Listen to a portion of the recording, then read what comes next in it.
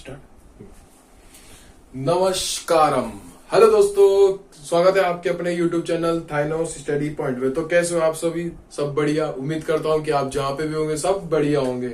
और बताइए क्या हाल चाल? क्योंकि मेरे को टाइम लग गया था वीडियो अपलोड करने में, कुछ चैनल में इश्यू आ गया था, इसलिए इशू को रिजोल्व करने लग गए थे अपन। अब इशू हट चुका है। अब स्वागत है आपके अपने YouTube channel Thanos study point में। वापिस इंट्रो एक बार और, क्योंकि चैनल आया, बहुत खुशी हुई है वापस आने के बाद में, क्योंकि कुछ हट गया था, कुछ प्रॉब्लम आने लग गई थी चैनल के अंदर, तो चैनल की प्रॉब्लम सॉल्व हो चुकी है। और चलो आज अपन नया टॉपिक स्टार्ट करने वाले हैं। टॉपिक का नाम है बंगाल का गवर्नर जनरल। एनर्जी मेरी वापस हाई हो चुकी है वापस। आज टॉपिक अपन देख रहे हैं बंगाल का गवर्नर जनरल। पिछले लेक्चर में अपन ने बात की थी बंगाल के गवर्नर के बारे में। अपन ने अंतिम बंगाल का गवर्नर की बात की थी। मैंने एक ट्रिक लिखवाई थी, पत्ता काटा था लास्ट में अपन ने एक का। पूरी ट्रिक के थ्रू अपन ने पत्ता काट दिया था, काटा यानी कॉटियर। अपन ने देखा था कि 1782 तक ये उससे पहले कॉटियर था अंतिम, ये बंगाल का गवर्नर। अंतिम नहीं बोलेंगे, अंतिम अब आएगा। उसके बाद में 1782 में बनता है बंगाल का गवर्नर वॉरेन हेस्टिंग्स, जिसका नाम पहले लिख रखा है। आप बोले भैया यार ये क्या लिख रखे हो, बंगाल के गवर्नर जनरल में आपने पहले वॉरेन हेस्टिंग्स का नाम कैसे डाल दिया? और आपने इसके आगे डेट भी यार 1774 से 1785 लिख रखी, ये क्या चक्कर है? बात करते हैं, सब पे बारे बात करेंगे। आपने ये क्या चक्कर है? तो भैया मैं बताऊं, 1772 में वॉरेन हेस्टिंग्स बना था बंगाल का गवर्नर। 1772 में बंगाल का गवर्नर कौन बनता है? Warren Hastings. उसी के एक साल बाद 1773 में एक आता है रेगुलेटिंग एक्ट, जो कि कंपनी को रेगुलेट करने के लिए आया था, जिसमें 2 से 3 बातें बोली गई थी। उसमें पहली बात बोली गई थी कि भैया जो बंगाल का गवर्नर है वो होगा बंगाल का गवर्नर जनरल। आया समझ में? तो उस समय ये क्या था, बंगाल का गवर्नर था। लेकिन जैसे एक्ट आता है और अगली साल 1774 में क्या होता है कि ये बंगाल का गवर्नर जनरल बन जाता है। तो एक क्वेश्चन निकल के आता है कि अंतिम बंगाल का गवर्नर यही था, और पहला बंगाल का गवर्नर जनरल कौन बनेगा? यही बनेगा। ये काम क्लियर। तो अपन इसमें देखने वाले कौन कौन से बारे में, पहले स्टडी करते हैं कौन कौन से बारे में, किस किस के बारे में अपन पढ़ने वाले हैं। हम इसमें किस किस के बारे में पढ़ने वाले हैं, आइए फटाफट नजर लगाइए बोर्ड पे। पहला आता है वॉरेन हेस्टिंग्स, जिसका काम कार्यकाल था 1774 से 1785। दूसरा था लॉर्ड कॉर्नवालिस 1785 से 1790, जिसको आप जानते हो सिविल सेवा का जनक, पुलिस सेवा का जनक। ही तो इंपॉर्टेंट है, तो चलता फिरता क्वेश्चन है। फिर आता है एक शोर, मैं स्थायी बंदोबस्त में पढ़ाया था भैया। एक शोर आया, जॉन शोर, स्थायी बंदोबस्त का प्रणोता था। उस समय गवर्नर जनरल यही था, तब स्थायी बंदोबस्त आया था। मैंने पढ़ाया था स्थायी बंदोबस्त 1793 से 1798। फिर आता है लॉर्ड वेलेजली 1793 से 1805। फिर कॉर्नवालिस वापिस बनता है, लेकिन उस जैसे ही बनते इसके पद पे मृत्यु हो जाती है। गाजीपुर में इसकी मृत्यु होती है, गाजीपुर में इसकी समाधि भी है।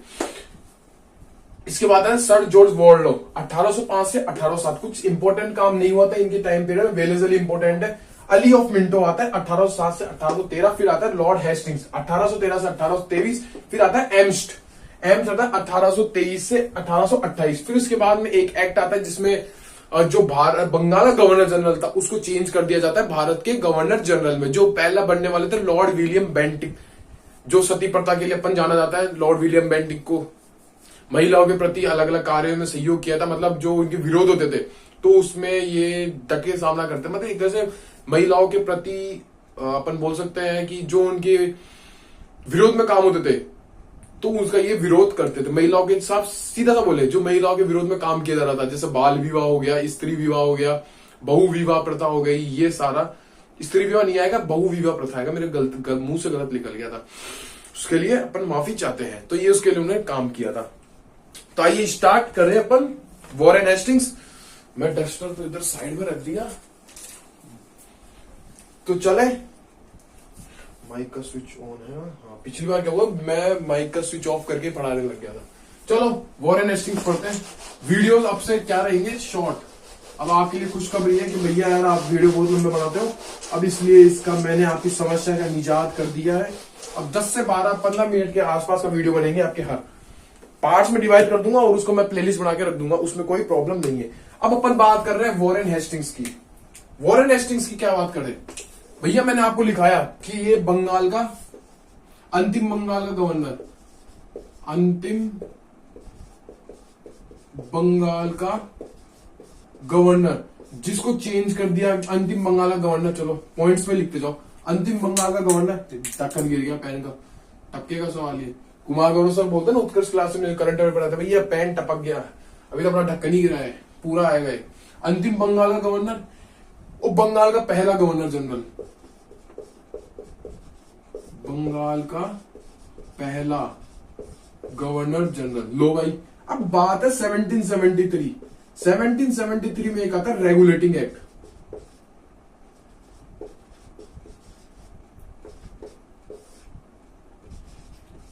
इसमें क्या बोला गया, इसमें पहली ये चीज बोली गई थी, भैया जो बंगाल का गवर्नर होगा वो बंगाल का गवर्नर जनरल हो जाएगा।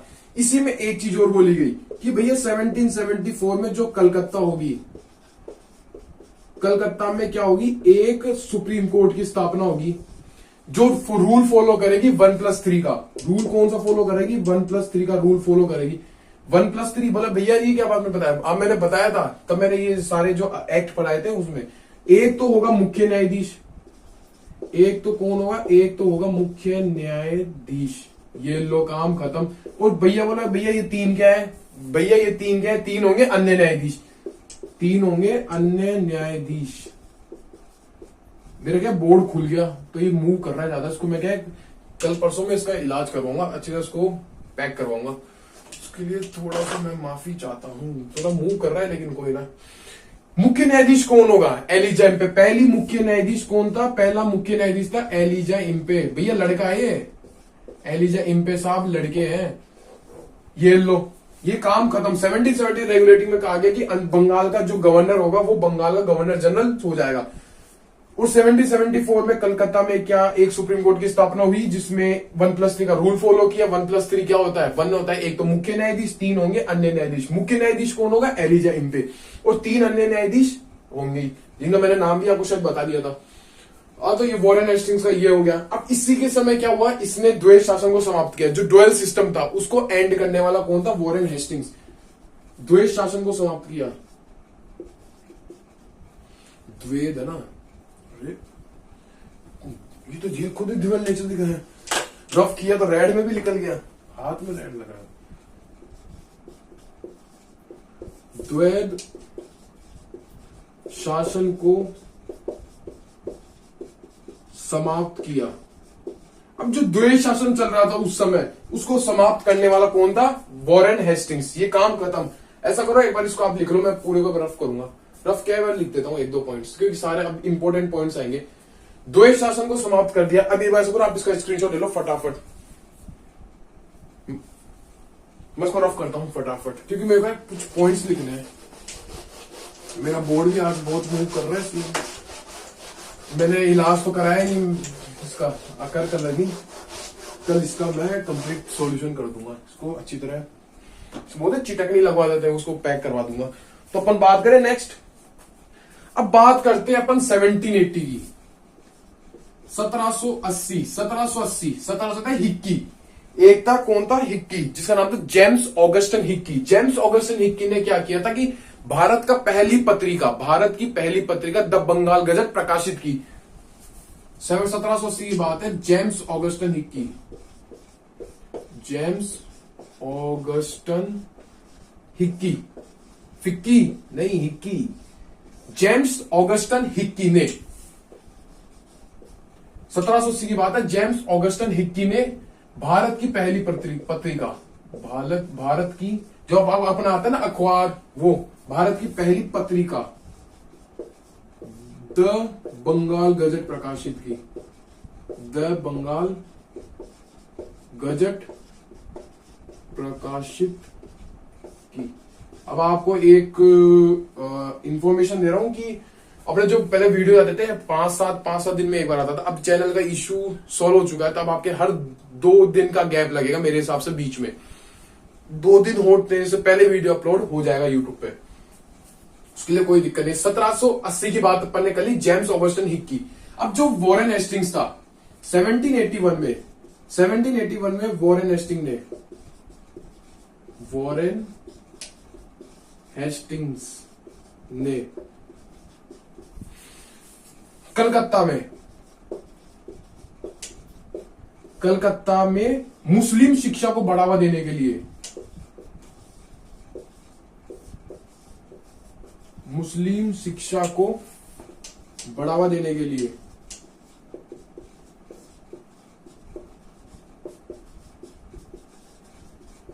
पहले मदरसे की स्थापना करी, भले रुको एक बार, करने के लिए पहले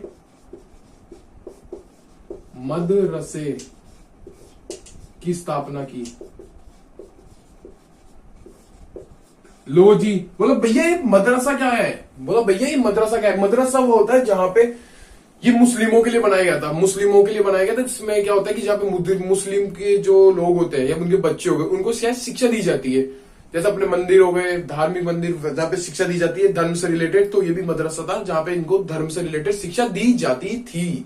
ये आपका पॉइंट क्लियर? मतलब धर्म से रिलेटेड जैसे कुरान हो गया, कुरान की शिक्षा दी जाए, इनके अलग अलग ग्रंथ है, मैंने देखा था लेकिन नाम याद नहीं आ रहा इनका, कुरान था, मैं बता दूंगा आपको, उसमें अलग अलग शिक्षा दी जाती थी। 1781 की बात हो गई, अब बात है 1782। 1782 भैया ये आ गया, वॉरेन हेस्टिंग्स का काम हो गया, जेम्स ऑगस्टिन हिक्की आ गया, कहीं 4-5 नाम है तो थोड़ा कंफ्यूज करते हैं। 1782 में, अरे एक सेकेंड, हाँ क्लियर है ना, ये जेम्स ऑगस्टिन हिक्की का हो ही गया, वॉरेन हेस्टिंग्स का काम करवाई दिया। अब क्या होगा कि बनारस में अब आएगा जोनाथन डंकन, डंकन आएगा, डंकन डंका बजाते हुए आएगा। अब आएगा 1782 में डंका बजाते हुए डंकन, डंका क्या बजाएगा, डंकाते ना डमरू, डंका बजाते हुए आता है, तो डंका बजाते हुए आएगा डंकन साहब, जोनाथन डंकन 1782 में, जोनाथन डंकन। ये क्या किया? बोलो भैया ये क्या किया? बोले डंकन बजाते हुए आया, ये क्या किया? 1782 में, जैसे यार मेरी मात्रा भी बहुत खतरनाक लगाता हूं मैं। जोनाथन डंकन, जोनाथन डंकन क्या करता है बनारस में, बनारस में ये संस्कृत विद्यालय की स्थापना करता है, संस्कृत विद्यालय की स्थापना की। 1782 में जोनाथन डंकन ने बनारस में संस्कृत विद्यालय की स्थापना कर दी। अब इसी के समय आता है चार्ल्स विल्किंस। ये क्या हरामी था? हरामी क्या था? इसने क्या करी, मतलब हरामी छोड़ो, अब बड़े अपन यूज नहीं करेंगे, थोड़ा इरिटेट करता है छोड़ो। अब इसी के समय क्या होता है कि चार्ल्स विल्किंस ने अपनी जो भागवत गीता है, ना उसका अंग्रेजी में अनुवाद किया था। किसने? चार्ल्स विल्किंस ने। इसी के समय चार्ल्स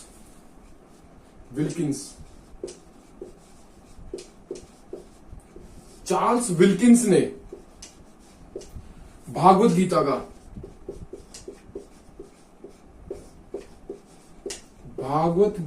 का अंग्रेजी अनुवाद किया था, मतलब इंग्लिश में उसका ट्रांसलेशन किया था, अंग्रेजी में अनुवाद किया।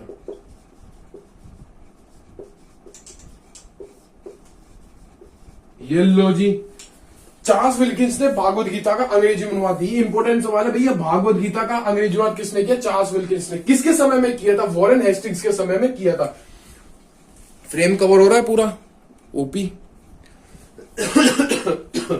चलो मैं रफ करता हूं इसका, आपकी क्या पीडीएफ आपको मिल जाएगी टेलीग्राम पे, मैं डलवा दूंगा, अभी महाराष्ट्र में अनाउंसमेंट भी कर दूंगा। ये लो हो गया। अब इसका 1-2 पॉइंट हो है,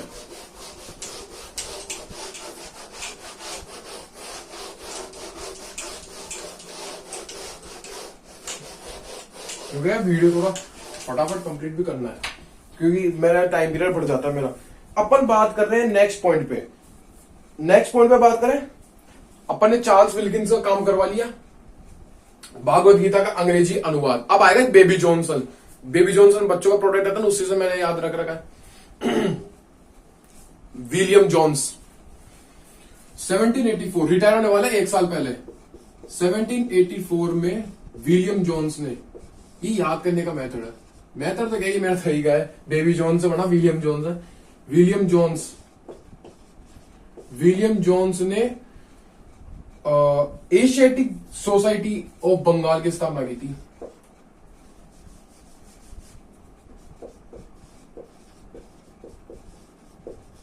एशियाटिक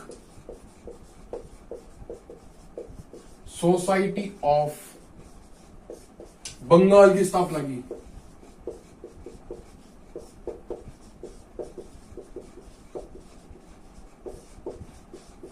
ये क्या था? ये एकमात्र गवर्नर जनरल था। यह एकमात्र गवर्नर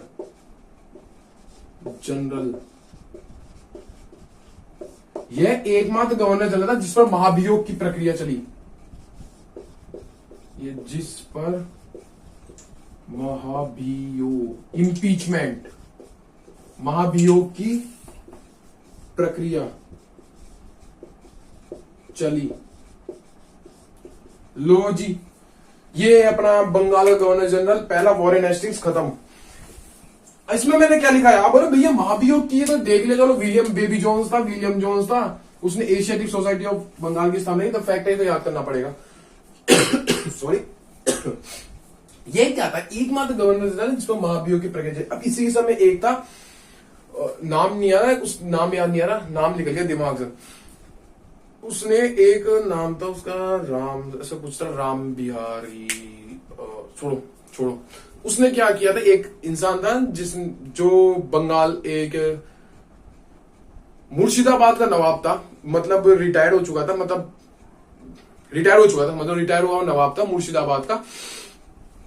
उसने ना इस पर आरोप लगाया वॉरेन हेस्टिंग्स पर कि क्या वॉरेन हेस्टिंग्स ने, जो नवाब है, वॉरेन हेस्टिंग्स ने घूस ली थी 3.5 लाख रुपए की। किसी घूस देने वाला कोई दूसरा था जो चाहता था कि भैया मैं नवाब का संरक्षण बन जाऊं, इसलिए इस पर ना क्या लगाया, आरोप लगाया। भैया आरोप लगा रहा है तो अभी ये क्या इलाज तो करेगा ना उसका। ये इलाज करने के लिए जाता है सुप्रीम कोर्ट के पहले मुख्य न्यायाधीश बाद। मुख्य न्यायाधीश कौन है, एलिजा इम्पे। ये दोनों मिलते हैं, उसको है ना जालसाजी के केस में फंसा के हत्या करवा देते हैं, फांसी लगवा दी, हत्या हुई। लेकिन वॉरेन हेस्टिंग्स बचा नहीं। इसकी जैसे ही 1784 में जो अपना एक्ट आता है, चार्टर एक्ट, उसके विरोध में इस्तीफा देता है। इस्तीफा देके इंग्लैंड जाता है। इंग्लैंड जाएगा तो इस पर क्या होगा कि महाभियोग की प्रक्रिया चलती है 7 साल। महाभियोग लगाया जाता है, इसमें मतलब आरोप लगाया जाता है, भाई तूने ऐसा किया था। लेकिन फिर भी उसको ना महाभियोग के जो भी आरोप लगे थे सबको हटा दिया जाता है, भैया तू शरीफ इंसान है, तू अपना काम कर। तो फटाफट इसका स्क्रीनशॉट ले लीजिए। अपन अब बात करने वाले हैं सेकंड, लॉर्ड कॉर्नवालिस। क्या, मैंने जो अपना चेयर था ना उसको सामने रख लिया, कभी कोई दिक्कत भी है ना तो अपन देख ले, पॉइंट नहीं छूटना चाहिए।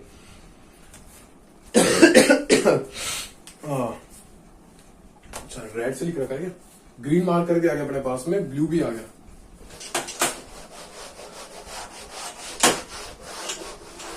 मेरा आज ये साउंड कर रहा है बहुत ज्यादा, पता नहीं था ये बारिश से फूल सा गया थोड़ा सा।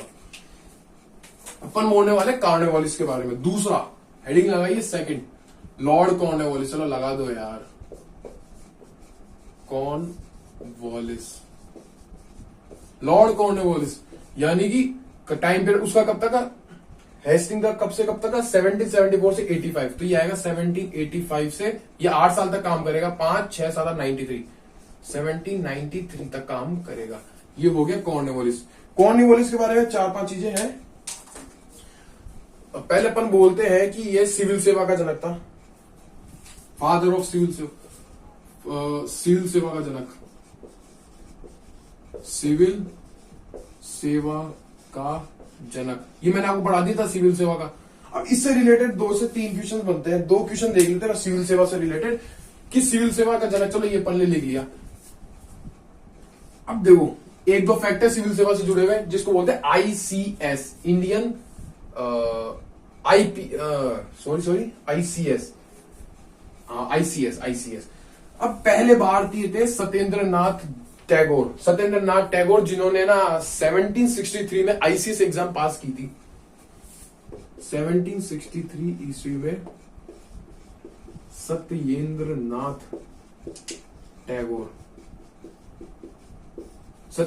टैगोर ने ICS, इंडियन सिविल सर्विस, पास की। और ये पास करने वाले कौन थे, पहले भारतीय। अब इसी से एक फैक्ट और है कि इसकी जो आयु थी पहले थी 24 वर्ष। सॉरी, इसकी आयु 23 या 24 थी, 23 थी ना, 23 वर्ष से घटाकर 19 वर्ष कर दी। एक बार ये फैक्ट, ये थोड़ा 23-24 में थोड़ा कंफ्यूजन हो रहा है। 23 ही है, ये सिविल सेवा का जनक से रिलेटेड एक क्वेश्चन हो गया। दूसरा पॉइंट निकल के आता है कि पुलिस सेवा का जनक।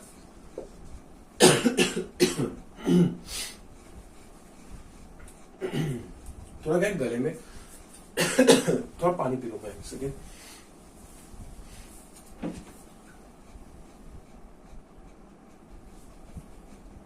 चलो अपन स्टार्ट करते हैं आगे। सिविल सेवा का जनक। अब आता है पुलिस का जनक। पुलिस को देने वाला ये था, पुलिस का जनक बोलते हैं। पुलिस का जनक सीधा फैक्ट है ये, पुलिस का जनक। अब थोड़ा सा पुलिस का जनक में समझा देता हूं कैसे क्या हुआ। देखो कोई गांव है, गांव में क्या है, जमींदार। पहले जमींदार के पास अधिकार था कि जैसे पुलिस का जो काम है ना, वो काम एज इट इज काम करता था जमींदार। कौन कर रहा है? जमींदार एज इट इज काम कर रहा है। यानी कि जैसे मान लो यहाँ पे कोई गांव है, जैसे मान लो ये कोई गांव है, गांव का जो भी जमींदार है, जमींदार के पास में क्या है? अधिकार है पुलिस से रिलेटेड। पुलिस के जो अधिकार थे सारा इससे काम था। यानी कि पुलिस के जो पुलिस अधिकार इसके पास में, किसके पास? जमींदार के पास में क्या है? इसके पुलिस अधिकार है। कौन है पुलिस? क्या बोलता है कि भैया जो तेरे पुलिस अधिकार है ना, उसको हम करते हैं समाप्त, उसको हम करते हैं समाप्त। जैसे इसके अधिकार समाप्त कर दिया तो भैया पुलिस तो चाहिए होगी ना, अपराध को रोकना तो है ही। अब लगेंगे थाने, गांवों में लगेंगे थाने। समाप्त करने के बाद में लगे थाने। आप बोले भैया थाने लगा दिया, आप भी, आप बताओ, बता ही नहीं रहे यार, आप भी वैसे कर रहे हो। थाने लगे, थाने को चलाओगे तो शरीक। थाने में क्या है? थाने को चलाने वाला भी तो होना चाहिए ना। अब आएगा दरोगा साहब, थाने को चलाएगा दरोगा। अब आएगा दरोगा।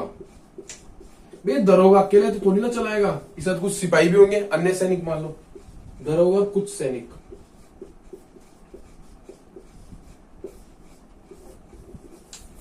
तो ये थे पुलिस का जनक। तो यहां से निकल के आती है पुलिस। मेरे क्या गले में ज्यादा प्रॉब्लम होने लग गई।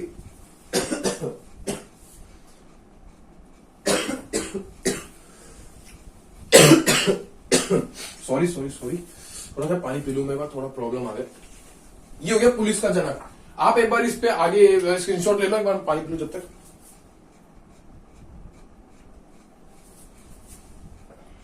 चले आगे चले अपन। ये आज पता नहीं एकदम से गले में क्या हो गया, खांसी चलने लगी बहुत ज्यादा, खांसी टाइप में।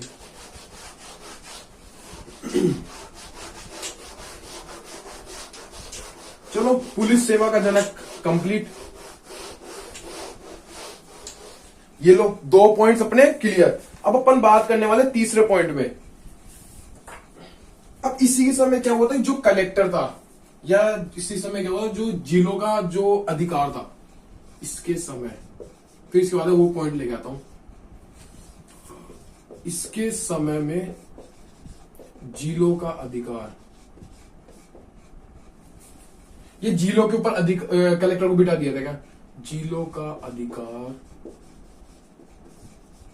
कलेक्टर को सौंप दिए गए। कलेक्टर को सौंप दिए गए। अब इसका एक रूल है, एक सिद्धांत दिया था इसने, न्यायिक क्षेत्र में शक्ति का पृथक्करण सिद्धांत। न्यायिक क्षेत्र में शक्ति का पृथक्करण, यानी कि न्याय और इसकी जो अदर शक्ति जैसे कर से रिलेटेड हो गया, उनको अलग अलग कर दिया। बताता हूं कैसे। इसने न्यायिक क्षेत्र में शक्ति का पृथक्करण, शक्ति का पृथक्करण सिद्धांत दिया। लो जी, क्या देता है? न्यायिक क्षेत्र में शक्ति का पृथक्करण। क्या करेगा? न्यायिक जो क्षेत्र था उसमें शक्ति का पृथक्करण सिद्धांत दिया। बोलो भैया कैसे शक्ति का पृथक्करण कर रहा है? एक तो न्याय हो गया और एक हो गया कर। न्याय हो गया और कर, इनको क्या कर दिया? अलग अलग कर दिया, अलग कर दिया। बोलो भैया अलग कैसे करेगा? बोलो भैया अलग कैसे करा? अब जो कलेक्टर है, अब आपने बोलो देखो भैया कलेक्टर है, कलेक्टर में सारी शक्ति है। अब कलेक्टर से क्या है? एक तो न्याय और एक फौजदारी। अरे भैया क्या क्या वर्ड्स निकाल के लेके आ रहे हो आज? अरे भैया कैसे वर्ड्स निकाल के लेके आ रहे हो? न्याय हो गया और फौजदारी। इसको तो इसकी जो शक्तियां थी न्यायिक शक्तियां हो गई और एक फौजदारी संबंधित जो शक्तियां हो गई उसको तो कर लिया गया अलग, ले ली भैया, अलग कर दी, ये तो ले ली, समझो ले ली। ये जो इसकी शक्तियां थी ना उसको तो ले गए। अब बचा क्या, कर से संबंधित ही बचेगी शक्तियां, कर संबंधित शक्ति बचेगी सिर्फ ओनली कर से रिलेटेड शक्ति बचेगी। ये कौन है, वो इसने क्या किया, इसकी न्यायिक और फौजदारी। फौजदारी क्या होता है कि जो अपने फौजदारी मामले कैसे होते हैं, मामले होते हैं फौजदारी मामले, जैसे जैसे कुछ हत्या कर दी, डकैत हो गई, चोरी हो गई, चोट पहुंचाना हो गया किसी को, सारी फौजदारी मामलों में आते हैं। तो ये सारे कलेक्टर से ले लिए, न्याय और फौजदारी जितने भी मामले थे वो सारे न्याय और फौजदारी कलेक्टर से ले लिए, कलेक्टर से ले लिए गए। बचा क्या, कर संबंधित शक्तियां बचती है। तो इसका सॉरी मेरी क्या प्रॉब्लम ज्यादा हो रही है। चलो कंप्लीट तो कराऊंगा, मैं भी बहुत एक्सट्रीम लेवल का इंसान हूं। ये अपना कर लिया तीसरा पॉइंट। इसने क्या है, ये बोला कि भैया हम एक सिद्धांत देते हैं, सिद्धांत इसने ये दे दिया। चलो बोलता है हम एक कॉर्नवालिस संहिता देते हैं। इसने क्या दी थी, इसने दी थी कॉर्नवालिस संहिता।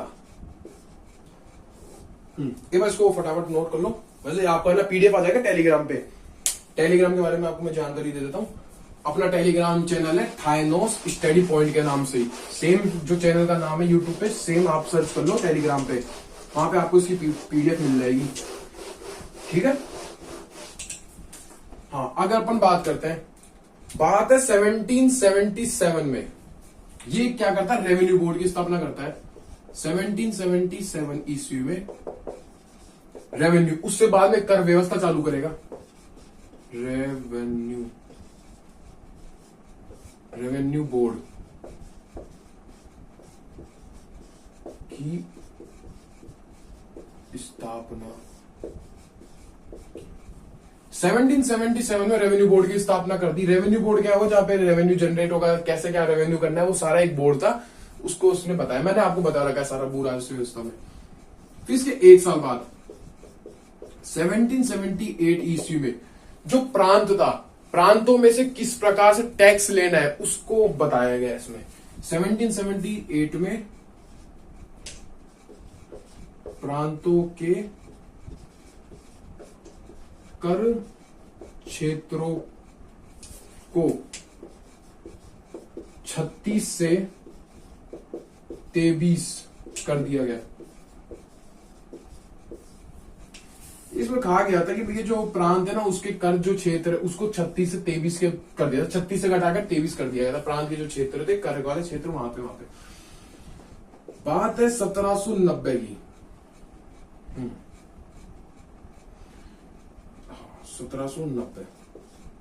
1790 में क्या होता है, 1790 में ना जो जमींदार था, इसी समय की बात चल रही है। 1790 में क्या होता है, जमींदार को बोला गया कि भैया तू है भूमि का मालिक, या भूमि का तू मालिक हो गया। चलो 1790 में जमींदार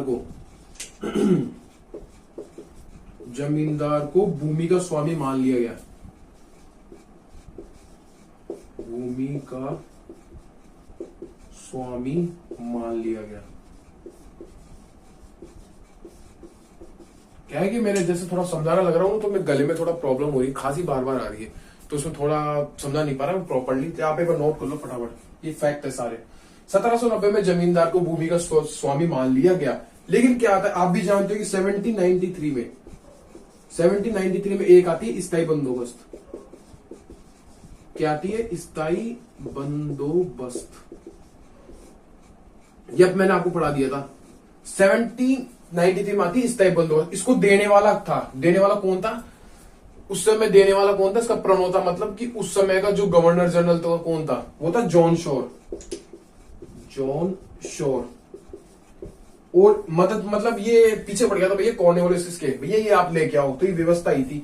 ये बंगाल, बिहार, ओडिशा, बंगाल हो गया, बिहार हो गया और ओडिशा क्षेत्र में लागू की गई थी। मतलब अपन बोल सकते हैं कि जो ब्रिटिश प्रांत था, ये ब्रिटिश भारत था, ब्रिटिश भारत का 19% भाग में लागू की गई थी।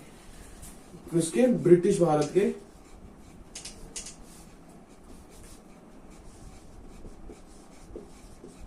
ब्रिटिश भारत के 19% भाग पर ये लागू की गई थी। अब इसमें क्या होता था कि ना, जो जमींदार होता था वो कर लेके आएगा अपने प्रत्येक गांव का, एक एक गांव का एक एक जमींदार होगा भैया, वो जाएगा अलग अलग गांवों के पास में। अब उसकी हड़क है, अंग्रेज बोलती भैया जमींदार को, भैया तेरे को मेरे को कर देना है। अब जमींदार जाएगा गांव में सबके घर जाएगा, वहां से इकट्ठा करेगा। कर का कितना ये लेगा, कर का 10/11 भाग, 10/11 भाग तो जाएगा कंपनी के पास में, और 1/11 जो भाग है वो जाएगा इसके पास में, किसके, जमींदार के पास में। ये थी स्थायी बंदोबस्त की मोटा माटी बातें मैंने वो बता दी। वैसे मैंने भू राजस्व व्यवस्था पढ़ाई है तो उसमें आप कंप्लीटली देख सकते हैं। कौन है बोले, इसको एक बार आप देख लीजिए, मैं देखता हूं कुछ और कुछ बच गया क्या। सही है, हो गया अपना पूरा। चलो कंप्लीट हो गया, तो अपने ये 2 कंप्लीट करते हैं। हम आते हैं अपन नेक्स्ट लेक्चर में, मिलते हैं सारे नेक्स्ट लेक्चर में, और बाकी 2 अपने कंप्लीट करवा दिए, क्वेश्चंस आप कर लेना। तो मिलते हैं नेक्स्ट लेक्चर में। जय हिंद, जय भारत, राधे राधे।